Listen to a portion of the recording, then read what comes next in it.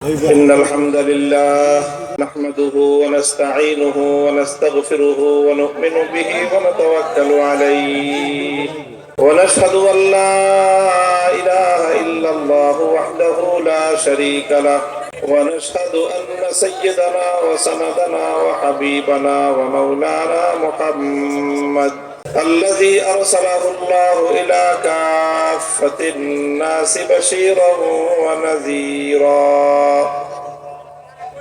وداعيا إلى الله بإذنه وسراجا منيرا أما بعد فأعوذ بالله من الشيطان الرجيم بسم الله الرحمن الرحيم ألم تر إلى الذين يزعمون أنهم آمنوا بما أنزل إليك وما أنزل من قبلك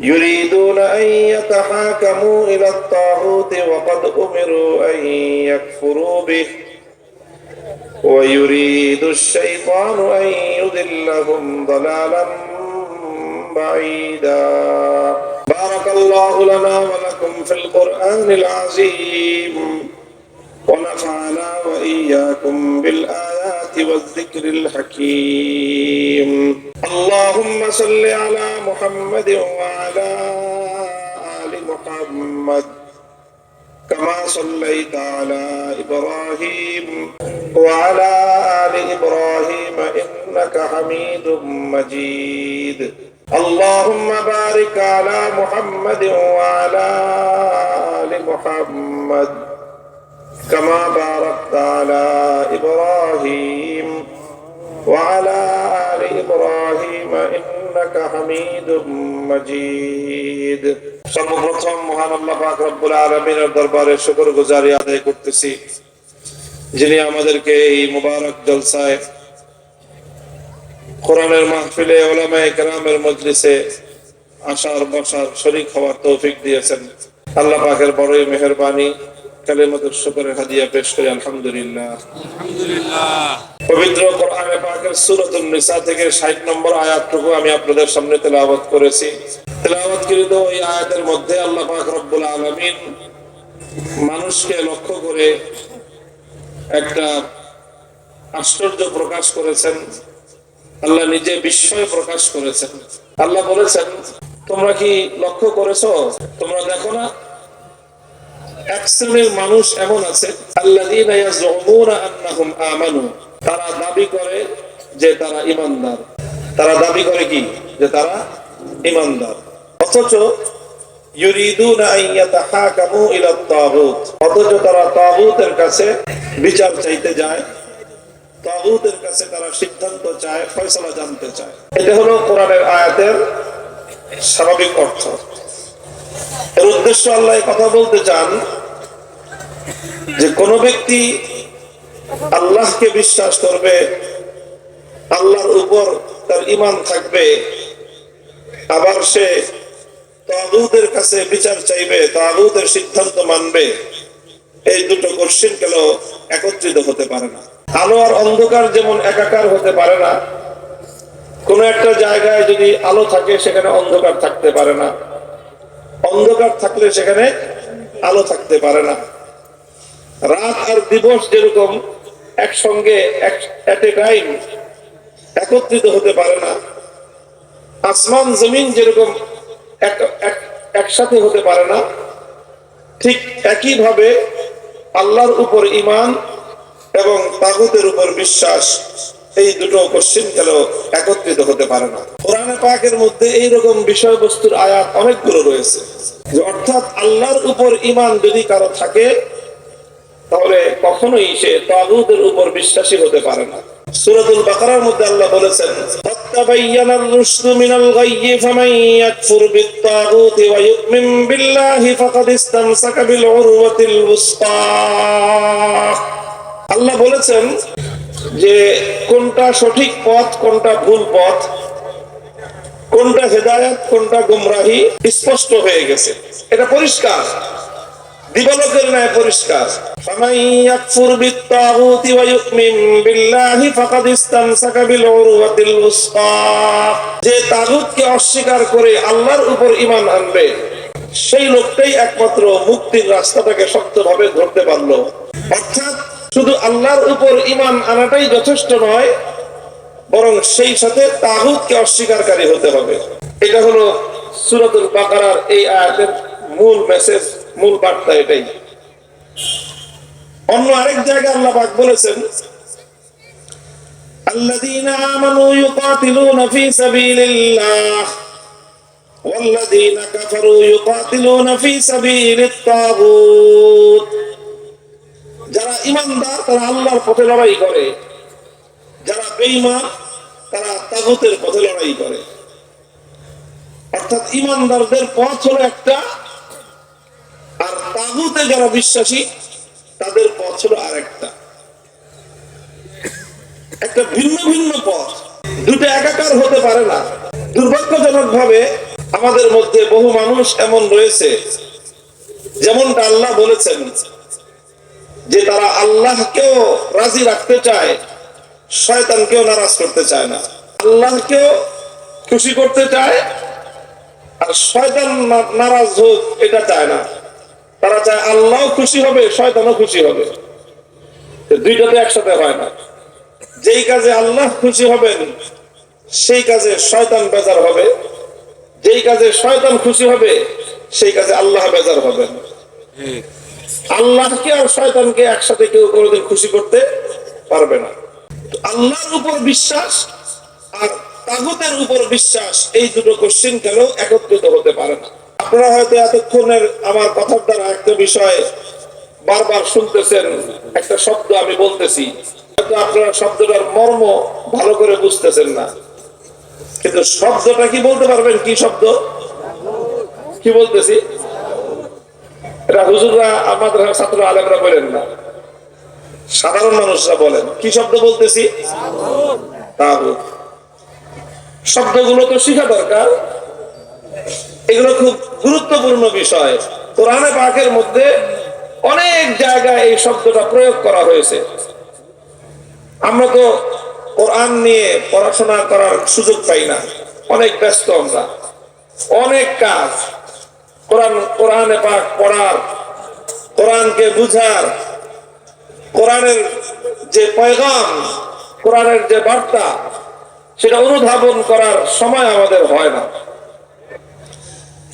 তো কি শব্দ বলতেছি আমি বারবার? তাগুতের কথা। আল্লাহর কথা একদিকে, আল্লাহর রাস্তা একটা, তাগুতের রাস্তা আরেকটা। এখন স্বাভাবিকভাবেই আপনাদের মনের মধ্যে কৌতূহল তৈরি হয়ে থাকবে এতক্ষণে যে হুজুর তাগুত জিনিসটাকে এর আগে বুঝায় নেন, তারপরে সেটা আমরা বুঝতে পারবো।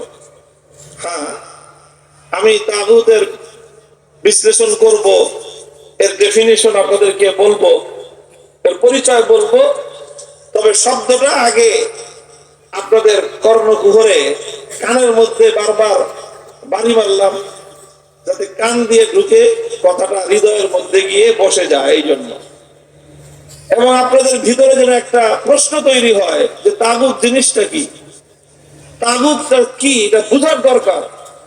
এই আত্মজিজ্ঞাসা যখন তৈরি হবে, তখন যদি আমি আপনাকে তাগুতের পরিচয় দেই, তখন ইনশাআল্লাহ আপনার মনের মধ্যে তাগুতের পরিচয়টা ভালো করে বসবে ইনশাআল্লাহ। আল্লাহ পাক বুঝার তৌফিক দান করেন। আল্লাহ কি বলতেছেন? যে তুমি আল্লাহর উপরে ঈমান রাখবা, তাগুতকেও বিশ্বাস করবা, কোশ্চিন কালেও হতে পারে না। তাগুত জিনিসটা কি? যেহেতু কোরআনে পাকের মধ্যে এই শব্দটা বারবার ব্যবহার হয়েছে, এই জন্য যারা কোরআনের ব্যাখ্যা করেছেন, যারা পবিত্র কোরআনে পাকের তাফসীর লিখেছেন, তাফসীর করেছেন, কাদীমান ওয়া হাদীসান, সর্বযুগে, প্রাচীন যুগ থেকে আজ পর্যন্ত, তারা প্রত্যেকেই তাগুতের ব্যাখ্যা দিয়েছেন, পরিচয় দিয়েছেন যে তাগুত কাকে বলা হয়। সব ব্যাখ্যাগুলি একত্রিত করে আমি আমার ভাষায়, আমাদের মতো করে, সহজে বোধগম্য করে তার সার কথাটা, তার যে সার সংক্ষেপ, সেটা আমি বলতে পারি এইভাবে যে তাগুত বলা হয় যে কোন গায়রুল্লাহকে যদি আল্লাহর স্থানে বসানো হয় তখন সেই গায়রুল্লাহকেই বলা হয় তাগুত। গায়রুল্লাহ বুঝেন আপনারা? গায়রুল্লাহ বুঝেন? গায়রুল্লাহ মনে হয় বুঝেন না। গায়রুল্লাহ মানে হলো আল্লাহ ছাড়া। গায়রুল্লাহ মানে কি? এই মহাবিশ্বের মধ্যে এক এবং অদ্বিতীয় হলেন একমাত্র কে? আল্লাহ। আল্লাহ ছাড়া যা আছে সব হলো গায়রুল্লাহ। আল্লাহ ছাড়া যা আছে সব কি?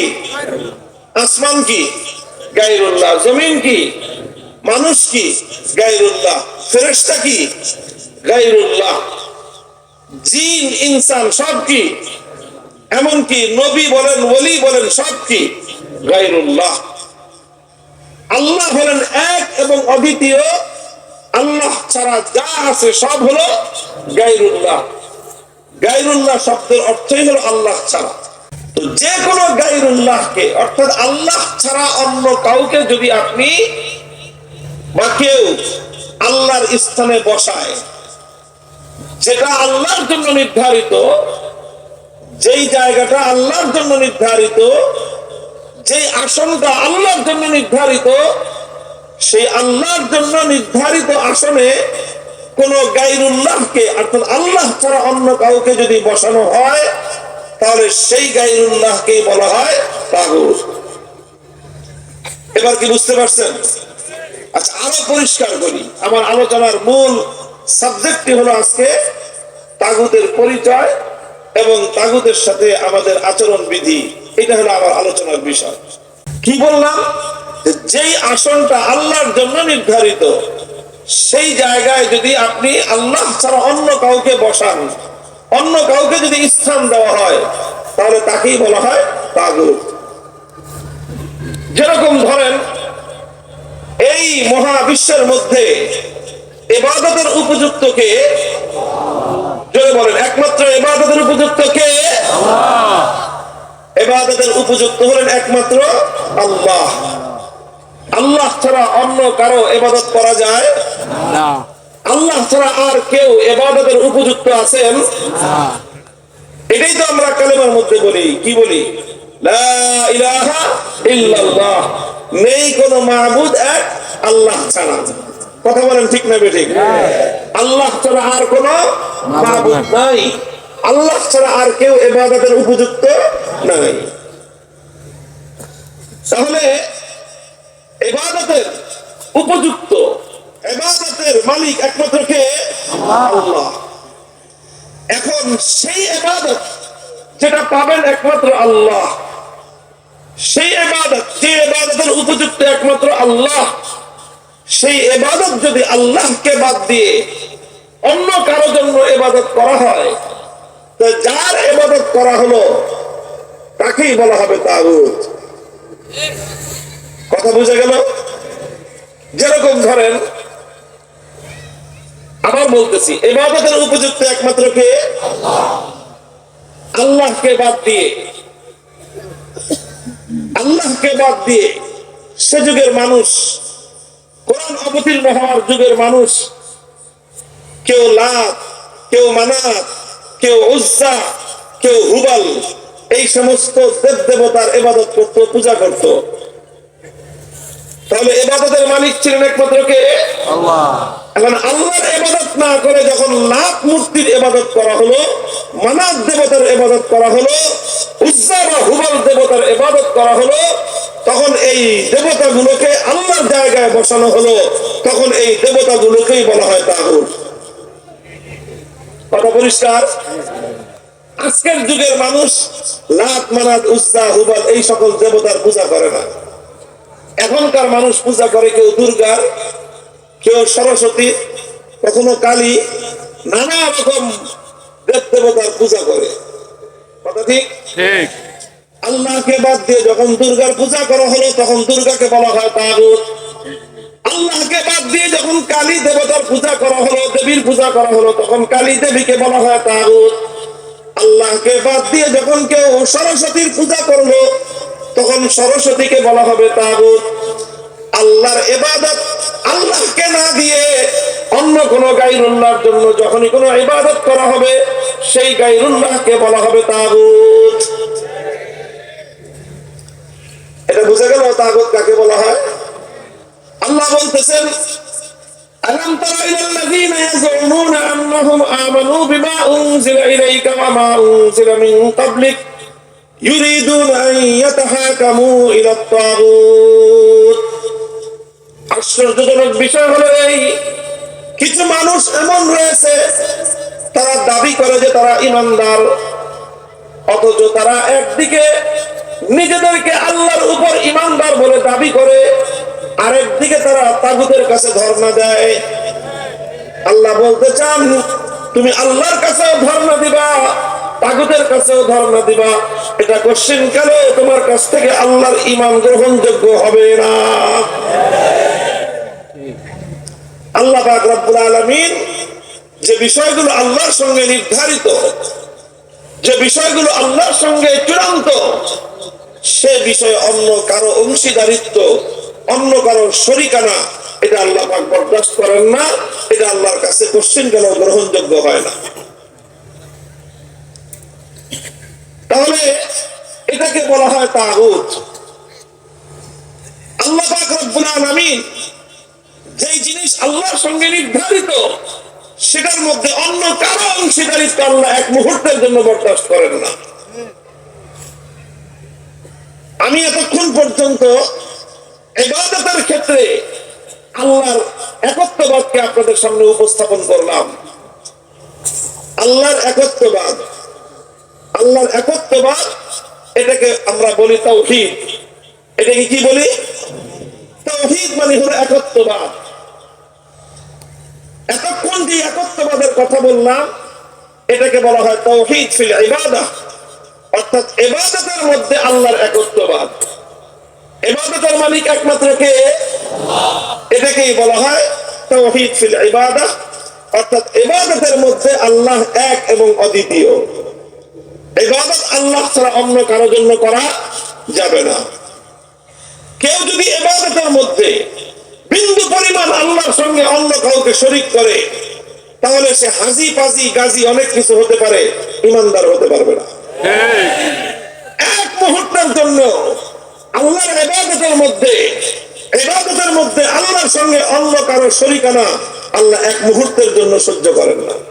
একজন মানুষ 24 ঘন্টার মধ্যে 23 ঘন্টা 55 মিনিট আল্লাহর ইবাদত করে, শুধু 5 মিনিটের জন্য দুর্গার পূজা করে। আচ্ছা বলেন তো এই লোকটা ঈমানদার না বেঈমান? সন্দেহ আছে কোনো?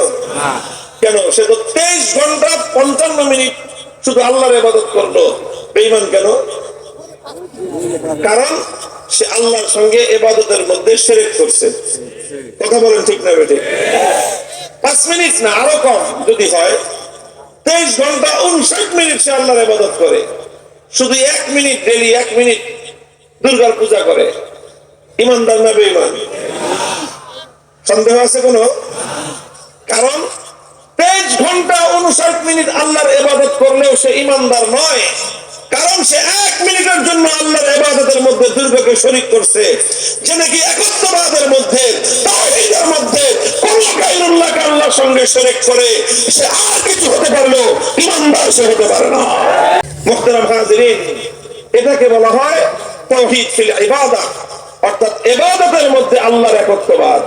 ইবাদতের মধ্যে আল্লাহর একত্ববাদকে পরিপূর্ণ মানতে হয়, তাহলে ঈমানদার হওয়া যায়।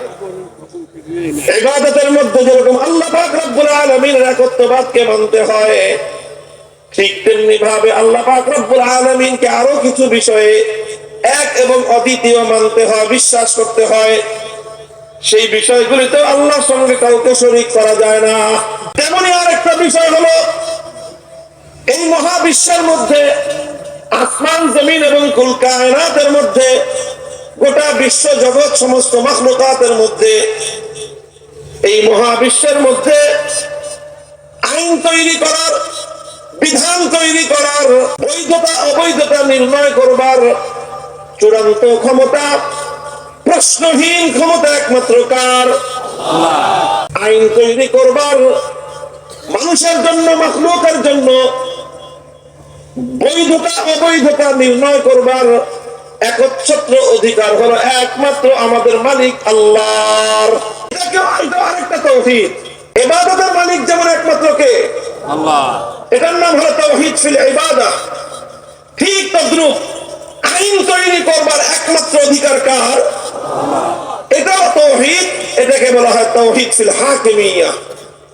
অর্থাৎ আইন তৈরি করবার ক্ষেত্রে আল্লাহ এক এবং অদ্বিতীয়। কেউ প্রশ্ন করতে পারেন, তাহলে আইন তৈরি করবার অধিকার একমাত্র আল্লাহ? হ্যাঁ, চূড়ান্ত ভাবে, প্রশ্নহীন ভাবে, আনচ্যালেঞ্জেবল, যে আইনের উপর কোনো প্রশ্ন করা যাবে না, যে আইনকে কোনো আইন বাতিল করতে পারবে না, যে আইনের উপর কেউ আইন করতে পারবে না, যে আইন নিয়ে কোনো অভিযোগ চলবে না, এমন ভাবে প্রশ্নহীন আইন তৈরি করবার একমাত্র অধিকার আল্লাহ। আল্লাহ ছাড়া কারো এইভাবে আইন করবার অধিকার নাই। এটাকে যদি আমি পলিটিক্যাল সায়েন্সের টার্ম ইউজ করে বলি, এটাকে বলা হয় সার্বভৌম আইন তৈরি করবার ক্ষমতা। এটাকেই বলা হয় পাওয়ার অফ সভরেইনটি। এইভাবে চূড়ান্ত ভাবে আইন করবার একমাত্র অধিকার কার? আল্লাহ। মুহতারাম হাজিরিন, সুতরাং আল্লাহর সেই আইনের বিরুদ্ধে কেউ আইন করতে পারবে না। কেউ প্রশ্ন করতে পারেন, তাহলে আইন তৈরি করবার একমাত্র অধিকার যদি আল্লাহর হয়, তাহলে দুনিয়ার মানুষ কি কোনো আইন করতে পারবে না? প্রশ্নটা বুঝবেন, খেয়াল করেন। দুনিয়ার মানুষ কি কোনো আইন করতে পারবে না? সরকার কি কোনো আইন করতে পারবে না? আদালত কি কোনো আইন করতে পারবে না? কোন প্রতিষ্ঠানের কর্তৃপক্ষ কি কোনো আইন করতে পারবে না? কোন এলাকার পঞ্চায়েত তারা কি কোনো আইন করতে পারবে না? কোন এলাকার মুরব্বীরা মিলে তারা কোনো আইন করতে পারবে না? কোন মাদ্রাসার হুজুররা মিলে কোনো আইন করতে পারবে না? কোন স্কুল, কলেজ, ইউনিভার্সিটি বা যে কোনো প্রতিষ্ঠানের কর্তৃপক্ষ তারা কি কোনো আইন করতে পারবে না? প্রশ্নটা বুঝেছেন? প্রশ্নটা হলো তারা কি কোনো আইন করতে পারবে না? এই প্রশ্নের জবাব বুঝে নেবার জবাব হলো হ্যাঁ, আইন করতে পারবে, তবে এক শর্তে। কি বললাম? আইন করতে পারবে কয় শর্তে? এক শর্তে। এক শর্তে। সেই শর্তটা হলো এই, মানুষের বানানো কোন আইন আল্লাহর বানানো কোন আইনের সঙ্গে কন্ট্রাডিক্টেড হতে পারবে না। মানুষের কোন আইন আল্লাহর কোন আইনের বিরুদ্ধে যেতে পারবে না। মানুষের কোন আইন আল্লাহর আইনের সঙ্গে সাংঘর্ষিক হতে পারবে না। মানুষের কোন আইন, যত বড় মানুষ হোক, যত বেশি মানুষ হোক, যত ক্ষমতাবান মানুষ হোক, সারা দুনিয়ার মানুষ মিলে যদি কোন আইন তৈরি করে, সেই আইন আমার আল্লাহর কোন একটা আইনের 1000 ভাগের 1 ভাগের সঙ্গে সাংঘর্ষিক হতে পারবে না। এটা হলো মানুষের অধিকারের সীমাবদ্ধতা। মানুষ আইন করতে পারবে আল্লাহর আইনের আন্ডারে থেকে, মানুষ বিধান তৈরি করতে পারবে আল্লাহর আইনের অধীনে থেকে, মানুষ রুলস জারি করতে পারবে আল্লাহর আইনের অধীনে থেকে, মানুষ রেজুলেশন পাস করতে পারবে আল্লাহর আইনের অধীনে থেকে। আল্লাহর আইনের বাইরে গিয়ে কোন রেজুলেশন গ্রহণযোগ্য নয়। আল্লাহর আইনের বাইরে গিয়ে কোন রুল গ্রহণযোগ্য নয়। আল্লাহর আইনের বাইরে গিয়ে কোন আইন ইমানদারদের কাছে কোশ্চিনকালে গ্রহণযোগ্য হতে পারে না। মুহতারাম হাজিরিন, এই কথাটাই বুঝার বিষয়। আল্লাহর আইনের বিরুদ্ধে, সুতরাং আমি যে কথাটা বলছি, তাহলে চূড়ান্ত ভাবে আইন করবার একমাত্র মালিককে আল্লাহ।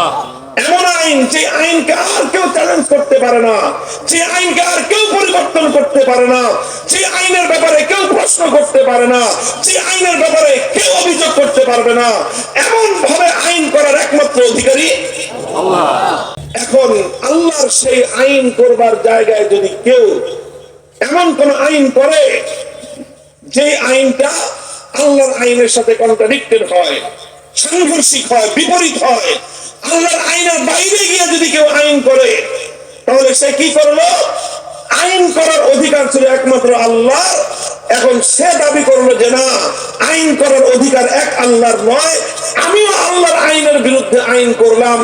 তার মানে হলো এই, আইন করার আসন, আইন করার চেয়ারে শুধু আল্লাহর বসার অধিকার ছিল, আল্লাহর চেয়ারে সে নিজেকে নিজে বসিয়ে দিল। যারা আল্লাহর আইনের বিরুদ্ধে আইন করবে তাকেই বলা হবে তাগুত।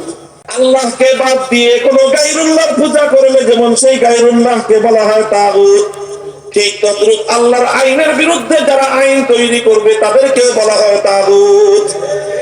আল্লাহর আইনের বিরুদ্ধে যেই আইন করুক না কেন, আল্লাহর আইনের বিরুদ্ধে যদি কোনো বাদশা রাজা বাদশা আইন করে সেই রাজা বাদশাকে বলা হয় তাগুত। আল্লাহর আইনের বিরুদ্ধে যদি কোনো প্রধানমন্ত্রী কোনো আইন জারি করে সেই প্রধানমন্ত্রীকে বলা হয় তাগুত।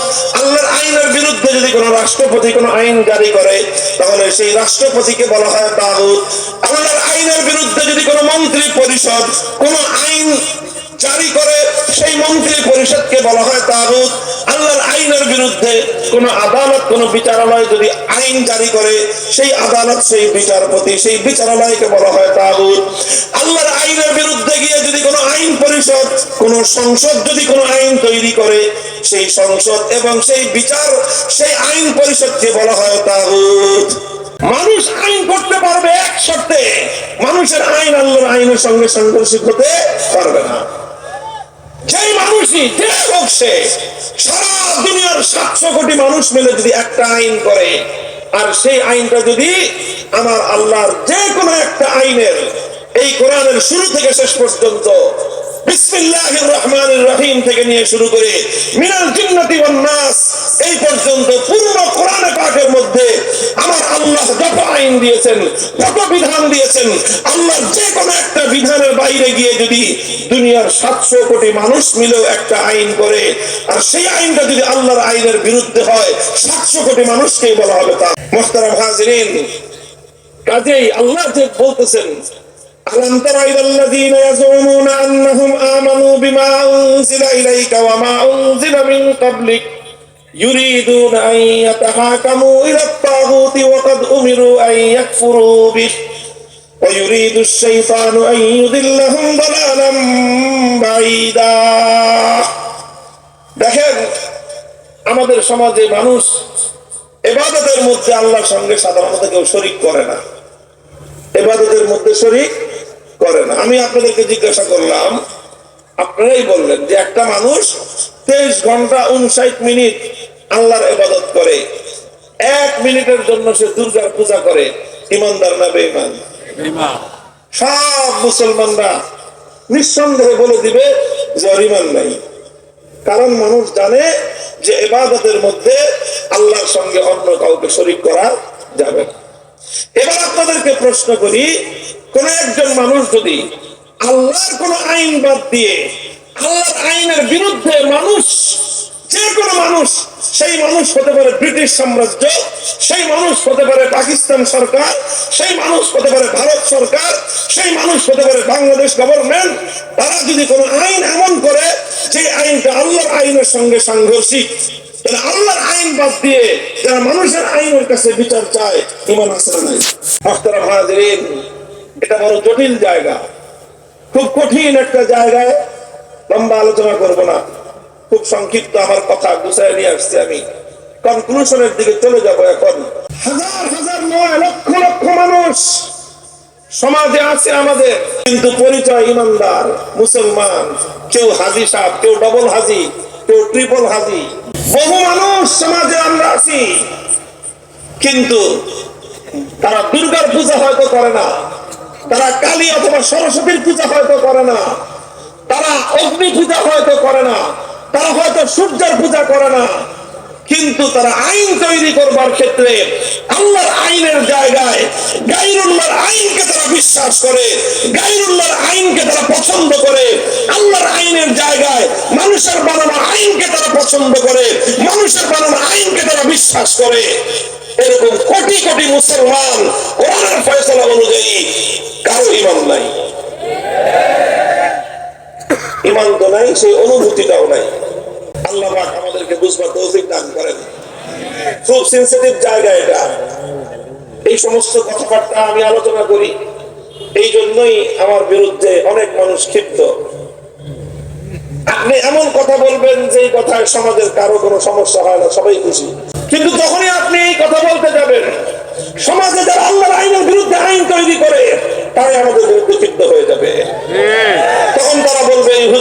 রাষ্ট্র নিয়ে কথা বলে, তখন বলবে এই হুজুর রাজনীতি নিয়ে কথা বলে, তখনই আমাদের বিরুদ্ধে অভিযোগ আসে যে আমরা রাষ্ট্রের বিরুদ্ধে, আদালতের বিরুদ্ধে, রাজনীতির বিরুদ্ধে আমরা কথা বলি।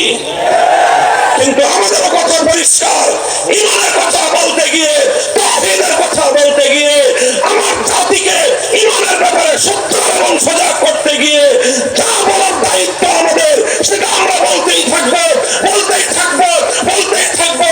জীবন থাকবে কি থাকবে না, পরোয়া করবার সময় আমাদের নয়।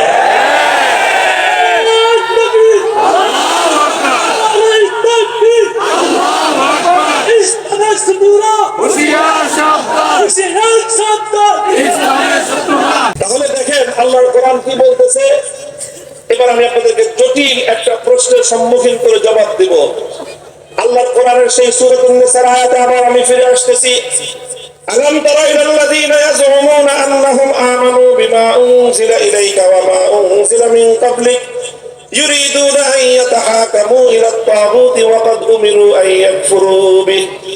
আল্লাহ বলতেছেন কিছু মানুষ এমন আছে যারা নিজেরা নিজেদেরকে ঈমানদার বলে দাবি করে, অথচ তারা তাগুতের কাছে বিচার চায়। তাগুতের কাছে বিচার চাওয়ার অর্থ হলো আল্লাহর আইনের বাইরে যারা আইন তৈরি করলো সেই আইনের কাছে যারা বিচার চায়। আল্লাহ বলতেছেন একজন মানুষ আল্লাহর উপর ঈমানদার হয়ে মানুষের বানানো আইনের কাছে সে বিচার চাইবে, সেই ব্যক্তি আর কিছু হলেও ঈমানদার হতে পারে না। তাহলে এবার আমি আপনাদেরকে একটা প্রশ্ন করি, আচ্ছা বলেন তো, বুঝে শুনে জবাব দিয়ে, আপনার বাড়িতে চুরি হয়েছে, চোর চুরি করছে অথবা ডাকাতি করছে, ডাকাতি করে লুটপাট করে নিয়ে গেছে, অথবা আপনার কোন আপনজনকে কেউ হত্যা করছে, খুন করেছে। আপনি এখন এই হত্যাকাণ্ডের জন্য, এর বিহিত করার জন্য, এই চুরির হাত থেকে রক্ষা পাওয়ার জন্য, ডাকাতির হাত থেকে রক্ষা পাওয়ার জন্য, সন্ত্রাসীর হাত থেকে রক্ষা পাওয়ার জন্য আপনি কি করবেন? বলেন তো কি করবেন? বলেন কি করবেন? আইনের আশ্রয় দিবেন, তাই না? মামলা করবেন, তাই না? কথা তো বলতে পারতেছেন, আমি শিখাই দিই। মামলা করবেন, তাই তো? এরকম মামলা কি আপনার জীবনে করছেন না? অনেক আপনারা করছেন, আমরা করছি, সবাই নিজেদের জীবনের এই সমস্ত প্রয়োজনগুলোতে আমরা কি করি? মামলা করি। আচ্ছা আপনি একটা মামলা করলেন, চুরির মামলা করলেন, ডাকাতির মামলা করলেন, চাঁদাবাজির মামলা করলেন, সন্ত্রাসের মামলা করলেন, হত্যা মামলা করলেন। এখন এই মামলাগুলো করার পরে বিচার হবে কোথায়? কোথায় বিচার হবে? আদালতে। আচ্ছা আদালতের কাছে সাক্ষ্য প্রমাণের দ্বারা প্রমাণিত হলো যে আসলে সে অপরাধী, যার বিরুদ্ধে আপনি মামলা করেছেন সে অপরাধী, সে দোষী। এখন আদালত তার ব্যাপারে বিচার করবে, তাই না? আচ্ছা আদালত তো মোটামুটি আল্লাহর কোরআন অনুযায়ী বিচার করবে, তাই না? কি ধারণা আপনাদের? কথাটা মিনমিনায় বলেন কেন? আপনি যখন চোরের বিরুদ্ধে মামলা করবেন, তো চুরির শাস্তি কোরআনে পাকে আছে না নাই? আল্লাহ কোন আইন দিয়েছেন কি দেন নাই? আল্লাহ পাক যে আইনটা দিয়েছেন, আপনি যে আদালতের কাছে বিচার চাইতে গেলেন, সেই আদালত তো আল্লাহর কোরআনের সেই আইন অনুযায়ী বিচার করবে নাকি? করবে না, না? আচ্ছা যে ডাকাতির শাস্তি, ডাকাতের বিরুদ্ধে আপনি যে মামলাটা করলেন, ডাকাতির শাস্তি আল্লাহর কোরআনে আল্লাহ আইন দিয়েছেন কি দেন নাই? আদালত ডাকাতের বিরুদ্ধে আল্লাহর কোরআনের সেই আইন অনুযায়ী বিচার করবে, তাই না? তাও করবে না। আচ্ছা যে হত্যাকাণ্ডের বিরুদ্ধে আল্লাহর কোরআনে কোন আইন আছে না নাই? আচ্ছা আপনি যে মামলাটা করলেন, আপনার আদালত আপনাকে আল্লাহর কোরআনের সেই আইন অনুযায়ী হত্যাকাণ্ডের বিচার দিবে, তাই না? কোনটাই আল্লাহর আইন অনুযায়ী দিবে না, কোনটাই কোরআনের আইন অনুযায়ী দিবে না। সত্য বলতেছেন তো? বুঝে বলতেছেন? আগে তাহলে কার আইন অনুযায়ী বিচার করবে বলেন? যে আইন অনুযায়ী বিচার করবে সেটা মানুষের বানানো আইন। কথা বলেন ঠিক না বেঠিক? মানুষের বানানো এমন আইন, যে আইনটা আল্লাহর আইনের ভিতরে না বাইরে? কথা ঠিক তো? এবার তাহলে আমি আবার আল্লাহর কোরআনকে নিয়ে প্রশ্ন করি। আল্লাহ বলতেছেন যারা আল্লাহর আইন বাদ দিয়ে মানুষের বানানো কোন অন্য কারো বানানো আইনের কাছে বিচার চাইতে যায়, তারা আর কিছু হতে পারলেও ইমানদার হতে পারে না। এটা কোরআনের কথা। এবার বলেন আপনারা যারা চুরির শাস্তি চাওয়ার জন্য, ডাকাতের শাস্তি চাওয়ার জন্য, হত্যাকাণ্ডের শাস্তি চাওয়ার জন্য মানুষের বানানো আইনের কাছে যারা বিচার চাইতে গেলেন, এবার আপনার কথায় বা আমাদের কথায় এই সমস্ত মানুষগুলোর ঈমান আছে না গেছে? বলেন ঈমান আছে না গেছে? জটিল অবস্থা কিনা? জটিল সমস্যা কিনা? জটিল সমস্যা। এটা জটিল সমস্যা। এই সমস্যা কেউ হাত দেয় না, এই সমস্যার কথা আমরা কেউ বলি না। কারণ কি জানেন? আপনার ক্যান্সার হয়েছে, আমি যদি এখন বলতে যাই যে তোমার তো ক্যান্সার হয়েছে, আপনি আমার উপর খুশি হবেন না। কিন্তু আমি যদি আপনাদের না বলি যে আপনার ক্যান্সার হয়েছে, এই কথা যদি আমি না বলি, তাহলে আমি আপনার উপকার করলাম না ক্ষতি করলাম? আপনার রোগ হয়েছে, ডাক্তারের কাছে গেলেন, আপনার রোগ ক্যান্সার প্রাথমিক স্টেজে আছে। ডাক্তার যদি এখন বলে যে এখন আপনার ক্যান্সার প্রাথমিক স্টেজে আছে, কেমোথেরাপি দিলে চিকিৎসা করলে ভালো হতে পারে। এখন ডাক্তার চিন্তা করলো ক্যান্সারের কথা বলুন, লোকটা আমাকে ভিজিট দিয়ে টাকা দিয়ে আসছে, হরমোনটা খারাপ হয়ে যাবে, এই জন্য ডাক্তার তার বললো না যে ক্যান্সার হয়েছে। এবার বলেন ডাক্তার তার উপকার করলো না ক্ষতি করলো? কিন্তু ডাক্তার যদি সত্য কথা বলে, আপনার মন খুশি হবে না বেজার হবে? আমাদের সমস্যা হয়েছে সমাজে ঈমানের ক্যান্সারে ভরা, বলতে গেলে রোগীরা বেজার, আর রোগীরা বেজার হয় দেখে ডাক্তাররা বলে না। আমি বলি সমস্যায় পড়ছি, আমি কথা বলতে যাই, এজন্য আমার কণ্ঠ স্তব্ধ করার চেষ্টা করে। আমরা কথা বলি এই জন্য জালেম অত্যাচারের জুলুমের প্রশমন করি। আমরা কথাগুলো বলতে গিয়েই রাষ্ট্র এবং সমাজের বিরুদ্ধে কথাগুলো বলতে গিয়েই বছরের পর বছর অন্ধকার কারা প্রকৃষ্টে আমাদের দিন গুজরান করতে হয়। মনে রাখবেন, আল্লাহ কোরআনের এই কথা, ইসলামের কথা, ঈমানের কথা কাউকে না কাউকে বলতে হবে। বলতে গিয়ে যা হবে তাই হওয়ার জন্য যদি কেউ বাতাস করে নেয়, সেটাই হলো তার জন্য উত্তম পথ। মুহতারাম হাজিরিন, আমি এটা শুধুমাত্র উত্তেজনা সৃষ্টি করবার কথা বলতেছি না, সমস্যার গভীরতায় আপনাদেরকে আমি নিয়ে যাওয়ার, গভীরতা উপলব্ধি করার চেষ্টা করতেছি। আমি কোরআনের ফয়সালা অনুযায়ী আমি আল্লাহর কোরআনের আয়াতের অনুবাদ বললাম যে আল্লাহর আইন যেখানে আছে, আল্লাহর আইন ছাড়া যারা অন্য আইনের কাছে বিচার চাইতে যাইবে তাদের ঈমান থাকতে পারে না। ফালা ওয়ারাব্বিকা লা ইউমিনুনা হাত্তা ইউহাক্কিমুকা ফীমা শাজারা বাইনাহুম সুম্মা লা ইয়াজিদু ফী আনফুসিহিম হারাজাম মিম্মা কাযাইতা ওয়া ইউসাল্লিমু তাসলিমা। আল্লাহর কোরআন বলেছে কোশ্চিন কালে যারা আল্লাহর বানানো আইনের মাধ্যমে বিচার না চেয়ে আল্লাহর আইনের বিরুদ্ধে, আল্লাহর নবীর আইনের বিরুদ্ধে যারা অন্য আইনের কাছে বিচার চাইতে যায়, তারা আর কিছু হলেও ঈমানদার হতে পারে না।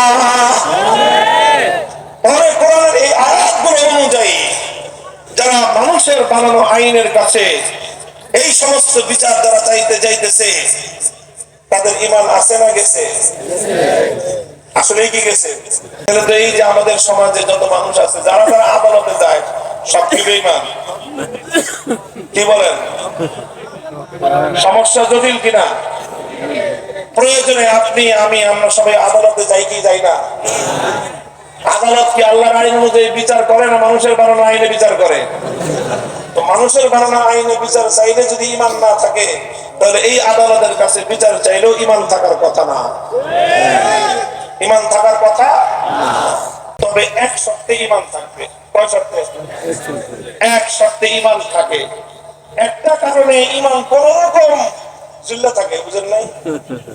কোন রকম কি আছে, ঈমানটা ঝুলে আছে কোন রকম। কয়টা কারণে? কয়টা কারণে? একটা কারণে আল্লাহর আইন বাদ দিয়ে তাগুতের আইনের কাছে বিচার চাওয়ার পরেও একটা কারণে আপনার ঈমানটা ঝুলে আছে, এখনো পড়ে যায় না। একটা কারণে, সেই কারণটা হলো যে আপনি বাধ্য হয়ে গেছেন। কি বলেন? আপনি কি হয়ে গেছেন? বাধ্য হয়ে গেছেন। যে বাধ্য হয়ে আমি মানুষের বানানো আইনের কাছে বিচার চাইতে গেছি। কথা বলেন ঠিক না বেঠিক?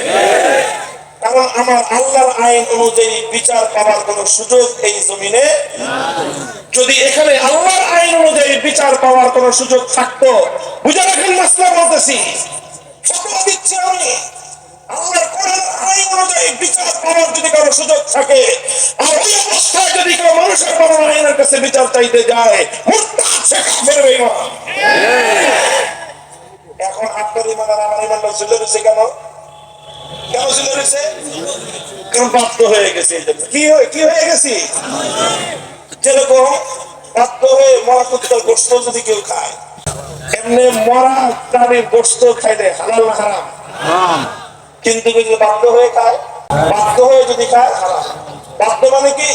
যে না খাইলে আর জীবন থাকে না, না খেলে আর জীবন থাকে না। মরণাপন্ন অবস্থায় যদি কোনো মানুষ মৃত প্রাণীর গোশত, কুকুরের গোশত, শুয়োরের গোশত, যেগুলি খাওয়া স্পষ্ট হারাম, সেই জিনিসও যদি মানুষ শুধুমাত্র জীবন বাঁচানোর পরিমাণ অল্প একটু খেয়ে জীবনটা বাঁচায়, তখন এটা তার জন্য কি হালাল। فمن اضطر غير باغ ولا عاد فلا إثم عليه إن الله غفور رحيم। বাধ্য হয়ে করলে এটা হালাল হয়, আর বাধ্য না হয়ে মনের খুশিতে যদি কেউ কুত্তার গোশত খায়, হালাল না হারাম? মনের খুশিতে কেউ শুয়োরের গোশত খায়, হালাল না হারাম? হারাম। মনের খুশিতে কেউ বান্দরের গোশত খায়, হালাল না হারাম?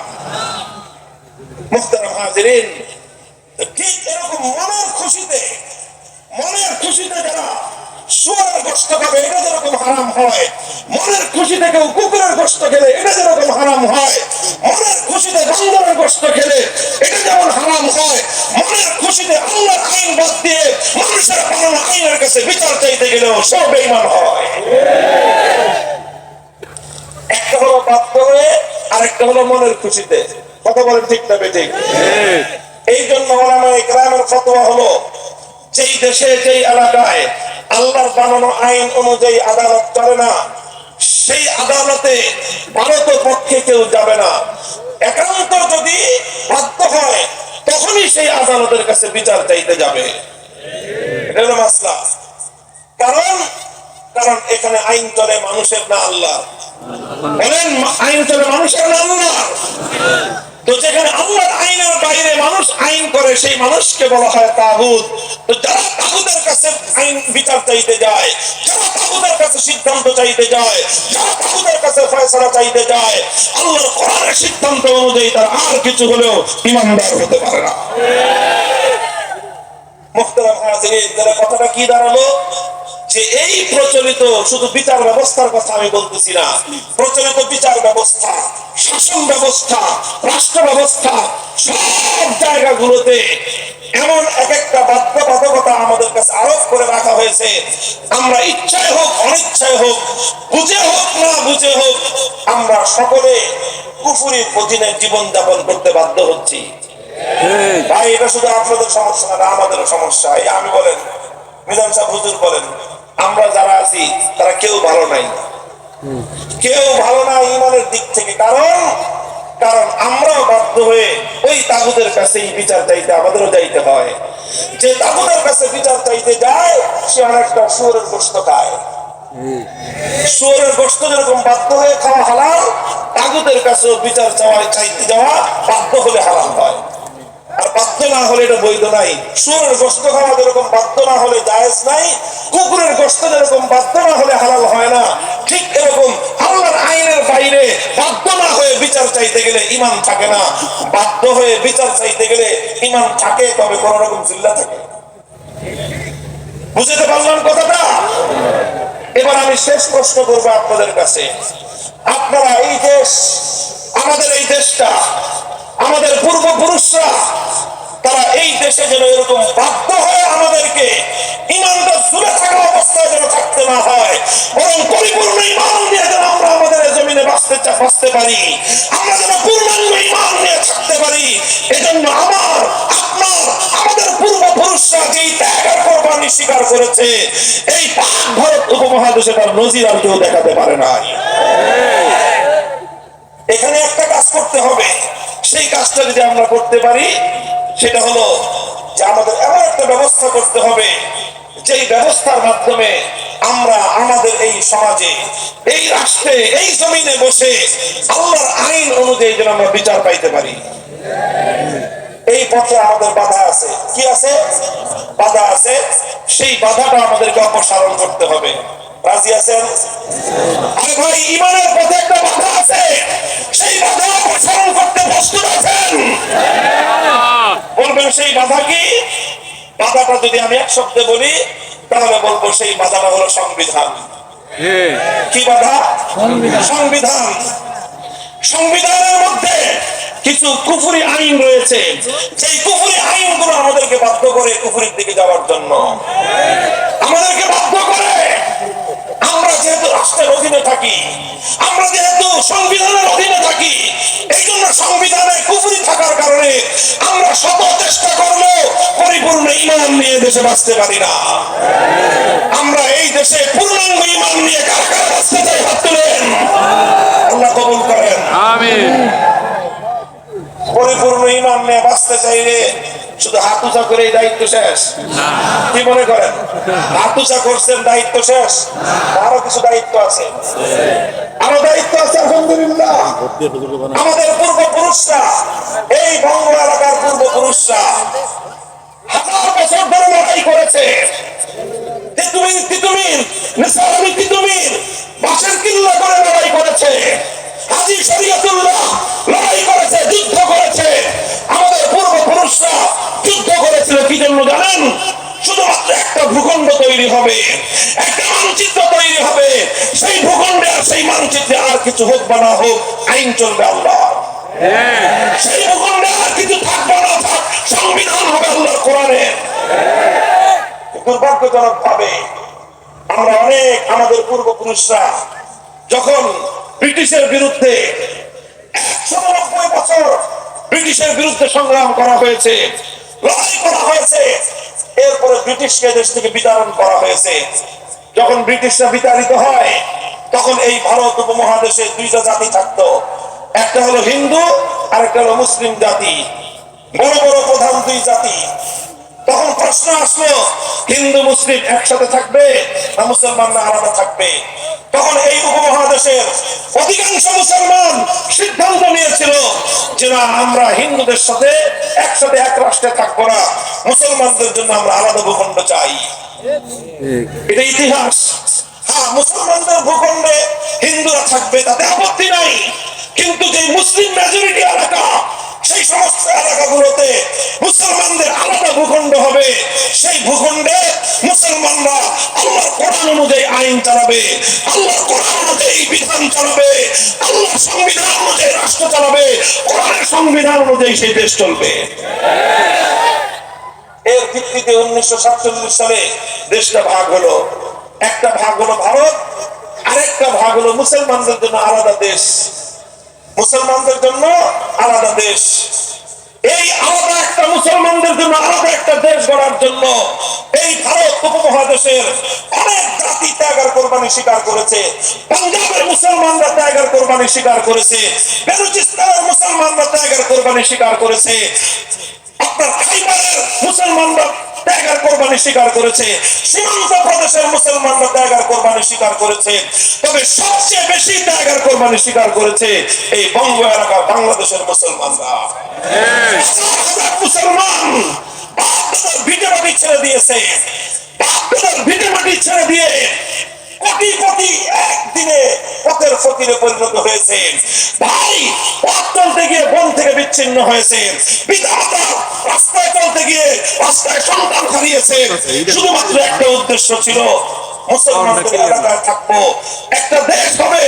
সেই দেশ অনেক বড় দেশ না হতে পারে, সেই দেশ অনেক ধনী দেশ না হতে পারে, সেই দেশে হয়তো আমরা 3 বেলা খাবো না, হয়তো 2 বেলা খাবো, অথবা হয়তো 1 বেলা খাবো, অথবা না খেতে পারলে পেটে পাথর বেড়ে থাকবো। কিন্তু এমন একটা দেশ আমরা চাই যে এই দেশে আইন চলবে কার? যে দেশের সংবিধান হবে আল কোরআন। এইরকম একটা স্বপ্ন নিয়েই 1947 সালে এই বাংলাদেশের মুসলমানরা সবচেয়ে বেশি ত্যাগ স্বীকার করেছে, সবচেয়ে বেশি কোরবানি পেশ করেছে। দেখেন, বাড়ির পাশের কলকাতা, একসাথে ছিলাম। কলকাতাকে আমাদের পূর্বপুরুষরা লাথি মেরেছে, আমাদের দেশের চারিপাশে ভারত, সেই ভারতকে তালাক দিছে, দিল্লিকে লাথি মেরেছে। এই সব কিছু করে 2000 মাইল দূরত্বের খান পাঠানদের সঙ্গে একসঙ্গে দেশ গড়েছে। কেন করেছিল? শুধু একটা উদ্দেশ্যে। কয়টা উদ্দেশ্যে? একটা ভূখণ্ড হবে, যেই ভূখণ্ডে আইন চলবে কার? যেই ভূখণ্ডে সংবিধান হবে আল কোরআনের সংবিধান। এই জন্য 1947 সালে বাংলাদেশ ভারতে যোগ না দিয়ে এই বাংলাদেশের মুসলমানরা সব কিছুকে মেনে নিয়ে, সমস্ত বঞ্চনা লাঞ্ছনাকে মেনে নিয়ে তারা সেই পশ্চিম পাকিস্তানিদের সঙ্গে একসঙ্গে হয়ে একটা রাষ্ট্র গড়েছিল। কিন্তু দুর্ভাগ্যজনক ভাবে 24 বছর পর্যন্ত পশ্চিম পাকিস্তানি খান পাঠানরা আমাদের বাঙালিদের সঙ্গে বিশ্বাসঘাতকতার গাদ্দারি করেছে। কথা ছিল যে এখানে কোরআনের আইন চলবে, কথা ছিল এখানে আল্লাহর আইন চলবে, কথা ছিল রাষ্ট্রটা ইসলামী রাষ্ট্র হবে। ইতিহাস বলতেছি, একটা ভুল কথা বললে কারো কাছে জিজ্ঞাসা করেন। 1947 সালের ইতিহাস আমি বলতেছি। 24 বছর পর্যন্ত পশ্চিম পাকিস্তানিরা গাদ্দারি করলো। আমাদের আলেম ওলামারা বারবার তাদেরকে বললেন, জাতির সঙ্গে আপনাদের ওয়াদা ছিল, অঙ্গীকার ছিল, মুসলমানদের জন্য আলাদা দেশ হলে এখানে ইসলামী নিজাম হবে, ইসলামী আইন হবে, কোরআনের আইন চলবে। আপনারা এই দেশটাকে ইসলামী রাষ্ট্র বানান না কেন? তখন পশ্চিম পাকিস্তানি শাসক গোষ্ঠী জবাব দিত যে হুজুর, রাষ্ট্রটা এখনো শিশু রাষ্ট্র, তো এই জন্য এখন ইসলামী রাষ্ট্রের বিধান তো অনেক কঠিন, এই কঠিন খাদ্য এই শিশু রাষ্ট্র খাইতে পারবে না। কিছুদিন চলুক, এমনি রাষ্ট্রটা একটু বড় হলে তারপরে আমরা ইসলামী আইন দিব। 5 বছর চলে যায়, 10 বছর চলে যায়, জিজ্ঞাসা করে আপনার শিশু বড় হয়েছে? কয় না, এখনো বড় হয় নাই, আরো কিছুদিন লাগবে। 15 বছর চলে যায়, 20 বছর চলে যায়, 20 বছর পরে জিজ্ঞাসা করলো, তোর এই বুইরা খাটাস পোলা বড় হয়েছে? বুঝেন না এই কথা? আরে ভাই, 20 বছরের পোলা যদি কয়টা এখনো শিশু, তাহলে বুইরা খাটাস পোলা ছাড়া আর কি বলবেন এটা? 24 বছর চলে গেল, কয় যে এখনো শিশু রাষ্ট্র। শাইখুল হাদিস আল্লামা আজিজুল হক রহমাতুল্লাহ আলাইহি আমার আব্বা জান বড় দুঃখ নিয়ে একটা কৌতুক বলতেন, বলেন যেই পোলা 24 বছরও বালেক হয় না, ওইটা 90 বছরও হবে না। কাজে পাকিস্তানিরা 24 বছর পর্যন্ত আল্লাহ কোরআনের কথা বলে, ইসলামী শাসন ব্যবস্থার কথা বলে, রাষ্ট্র তৈরি করে 24 বছর পর্যন্ত গাদ্দারি বিশ্বাসঘাতকতা করার কারণে 1971 সালে সেই পশ্চিম পাকিস্তান ভেঙে খান খান করা হয়েছে। যখন খান খান হলো, তখন আমাদের দেশের একজন নেতা 1970 সালে তিনি জাতির সঙ্গে ওয়াদা করলেন, আমার নৌকা মার্কায় ভোট দেন, তাহলে আমি কোরআন সুন্নাহ বিরোধী কোন আইন করব না। ইতিহাস পড়েন, আমি কোনো বানানো কথা বলতেছি না, নিজের কথা না, রেফারেন্সের কথা। 1970 সালের জাতীয় নির্বাচনে আওয়ামী লীগের নেতা শেখ মুজিবুর রহমান সাহেব নির্বাচনী ইশতেহার ঘোষণা করেছিলেন। সেই নির্বাচনী ইশতেহার ছিল, ক্ষমতায় যেতে পারলে কোরআন সুন্নাহ বিরোধী কোনো আইন করবেন না, অর্থাৎ আল্লাহর আইনের বাইরে গিয়ে কোনো আইন তারা করবেন না। এই কমিটমেন্ট তিনি জাতির সঙ্গে করেছিলেন। এরপরে এই জাতি সিল মারলো নৌকা মার্কায়। কি পরিমাণ সিল মারলো? সিল মারতে মারতে বাক্স উপচে পড়লো। গোটা পাকিস্তানের মধ্যে সংখ্যাগরিষ্ঠতা পাইলেন তারা। পশ্চিম পাকিস্তানিরা তারা ক্ষমতা দিল না। ক্ষমতা না দিয়ে 25 মার্চ ভয়াল কালো রাতে গণহত্যা চালানো জাতির উপর। 9 মাসের মুক্তিযুদ্ধ হলো। 26 মার্চ কালুরঘাট থেকে বাংলাদেশের স্বাধীনতার ঘোষণা আসলো। এরপরে 1971-এর 16 ডিসেম্বর পর্যন্ত যুদ্ধ হয়ে দেশটা স্বাধীন হলো।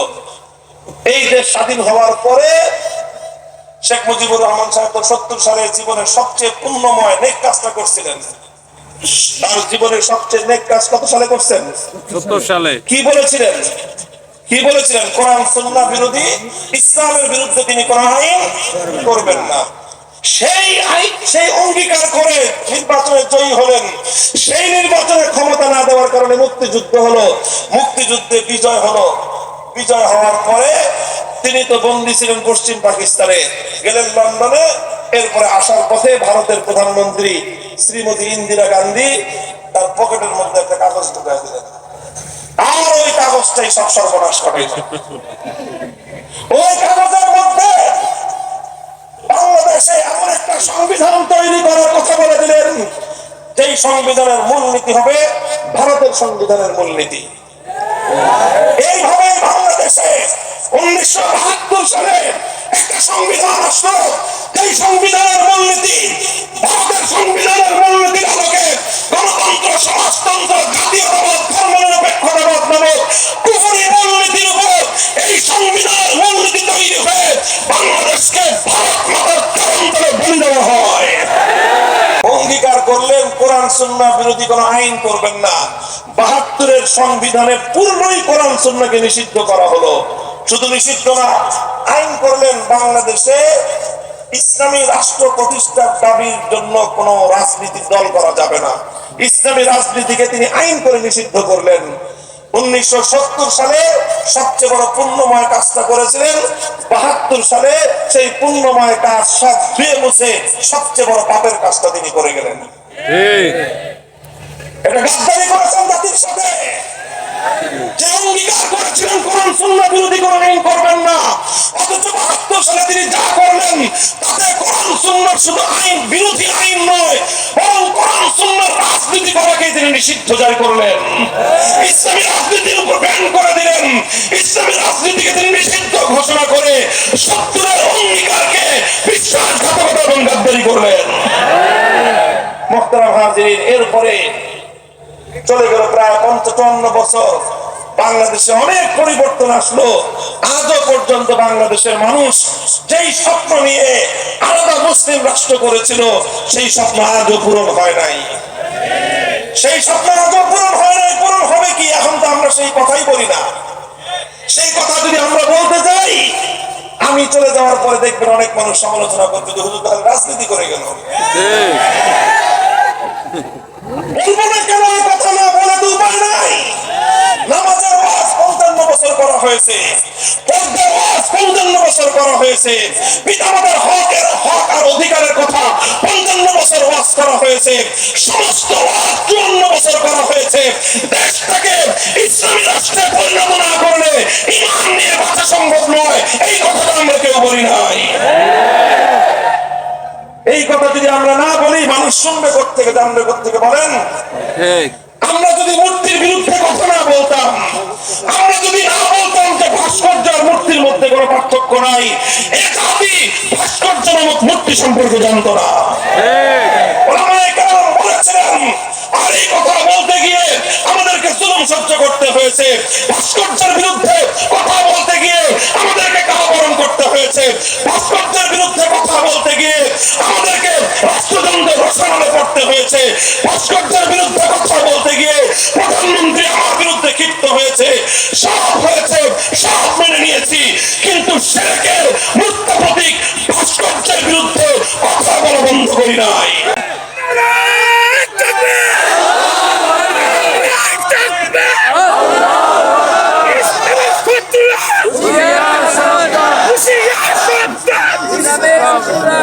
আলহামদুলিল্লাহ, আমাদের এই কথাগুলোর কোন ফলাফল হয়েছে কি হয় নাই? হয়েছে কি হয় নাই? 5ই আগস্টের বিপ্লব সংগঠিত যখন হলো, দুপুর 2টার সময় তো বাংলাদেশ খবর পাইল যে কি হয়েছে, পালাইছে। এই সংবাদ পাওয়ার পরে 2টার মধ্যে মোটামুটি বাংলাদেশের মানুষ জেনে গেছে। কথা বলেন ঠিক না বেঠিক? এরপরে 2টা থেকে 3টা পর্যন্ত 1 ঘন্টা বাংলাদেশ 5ই আগস্ট 2024 সালের দুপুর 2টা থেকে দুপুর 3টা পর্যন্ত গোটা বাংলাদেশের টেকনাফ থেকে তেতুলিয়ার চিত্রটা একটু মনে করেন তো। শুধু মিষ্টি বিতরণ হয় নাই, শুধু মানুষ রাস্তায় নেমেছে তা নয়, কোন আলেমের বলতে হয় নাই, কোন নেতার ডাক দিতে হয় নাই।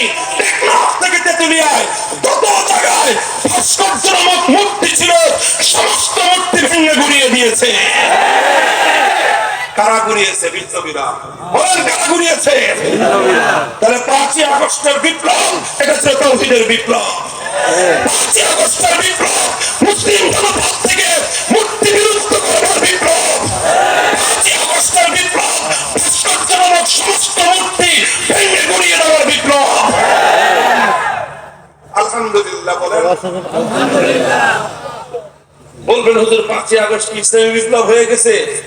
আমি বলবো যে না, 5ই আগস্ট যে বিপ্লব হয়েছে সেটা পূর্ণাঙ্গ ইসলামী বিপ্লব এখনই বলতে চাচ্ছি না, তবে পূর্ণাঙ্গ ইসলামী বিপ্লব না হলেও এটা ইসলামী বিপ্লবের পূর্বাভাস। সূর্য ওঠার আগে, সকালবেলা যখন সূর্য উঠে, সুবহে সাদেক পরে, সূর্য ওঠার প্রায় 1 ঘন্টা আগে সুবহে সাদেক হয়। কথা বলেন ঠিক না বেঠিক? সুবহে সাদেক হলে পূর্ব দিকের আকাশ একটু ফর্সা হয়ে যায়, আলো হয়। সেই আলো দেখলে দুনিয়ার মানুষ বুঝতে পারে আর কিছুক্ষণ পরে সূর্যের উদয় হবে।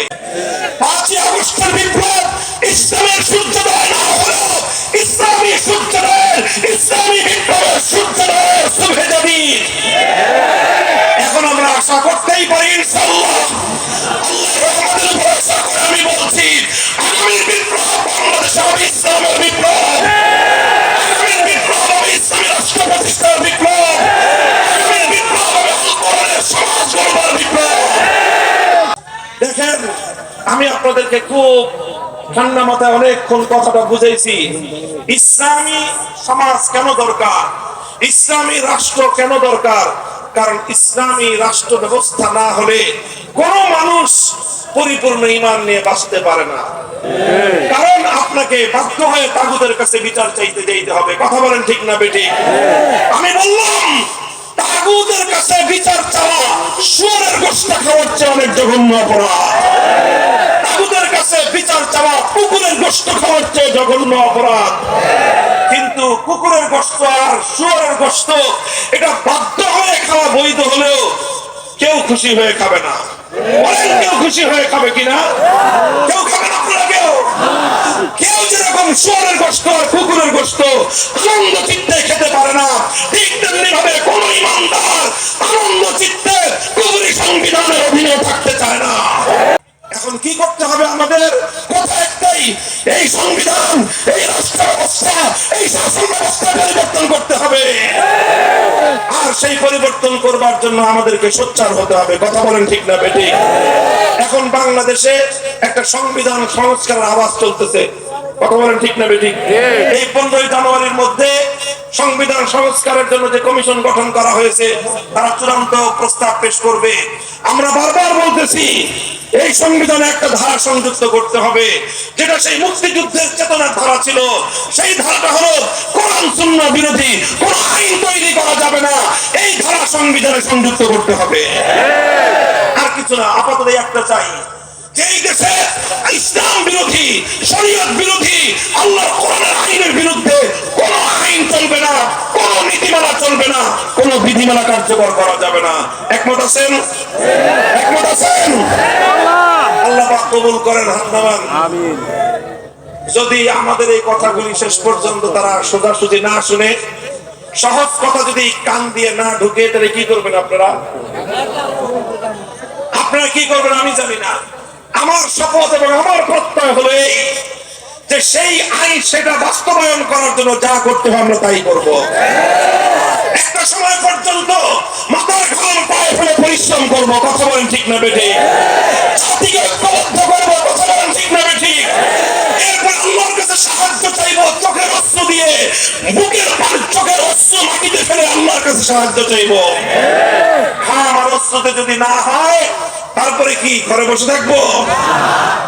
এরপরে যেটা করবো সেটা হলো 2000 যুবকের শাহাদাতের রক্ত দিয়ে যেভাবে বাংলাদেশ ফ্যাসিবাদ মুক্ত হয়েছে, যদি আল কোরআনের সমাজ গড়বার জন্য 2 লক্ষ যুবকের শাহাদাতের রক্তের প্রয়োজন হয়, শহীদ ঈদগাহে 2 লক্ষ আমরা হাজির হব। 2 লক্ষ মানুষ বুকের রক্ত দেওয়ার জন্য প্রস্তুত থাকবো।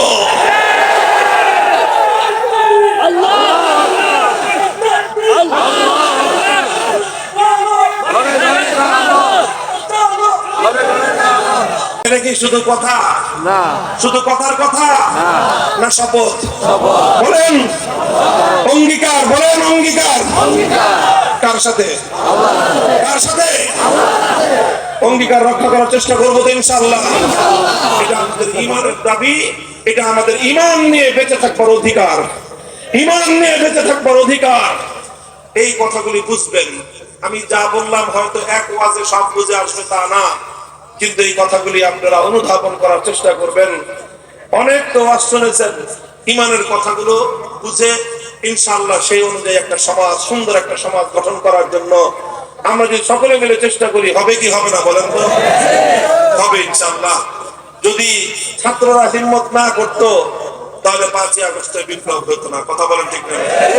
আবু সাইদ মুগ্ধরা যদি রক্ত না দিত, ফ্যাসিবাদ থেকে দেশ মুক্তি পেত না। তাহলে কিছু মানুষ রক্ত দিয়েছে, কিছু মানুষ জীবন দিয়েছে, এর বিনিময়ে গোটা জাতি মুক্তি পেয়েছে। ঠিক এরকম ভাবে প্রয়োজনে এর চেয়ে আরো কিছু বেশি মানুষ যদি জীবন দিতে পারি, আমরা রক্ত দিতে পারি, সে জীবন সফল না ব্যর্থ? আল্লাহর জন্য যে জীবন যায় সে জীবনই সার্থক জীবন। কথা বলেন ঠিক না বেঠিক?